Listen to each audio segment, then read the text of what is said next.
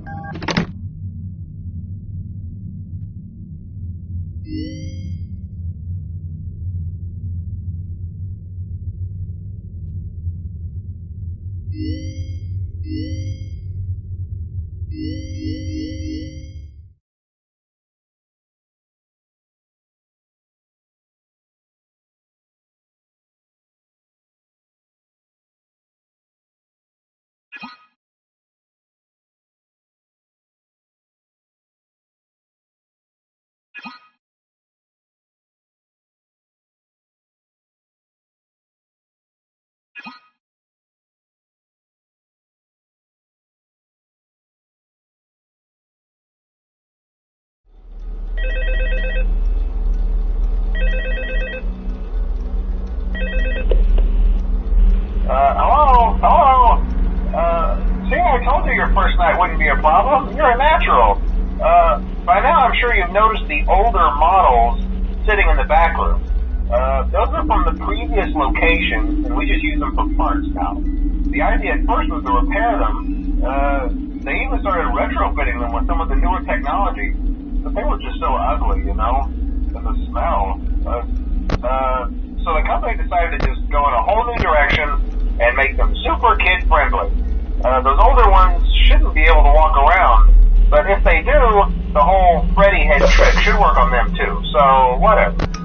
I love those old characters. Did you ever see Foxy the Pirate? Oh wait, Foxy. Oh yeah, Foxy. Hey listen, that one was always a bit twitchy. I'm not sure if the Freddy head trick will work on Foxy. If for some reason he activates during the night, and you see him standing at the far end of the hall, just flash your light at him from time to time.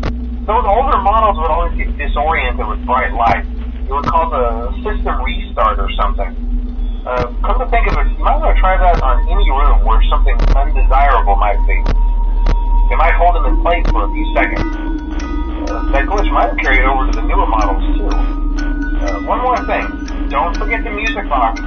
I'll be honest, I never liked that puppet thing. It's always thinking, and it can go anywhere. I don't think the Freddy mask will fool it, so just don't forget the music box. Anyway, I'm sure it won't be a problem. Have a good night, and I'll talk to you tomorrow.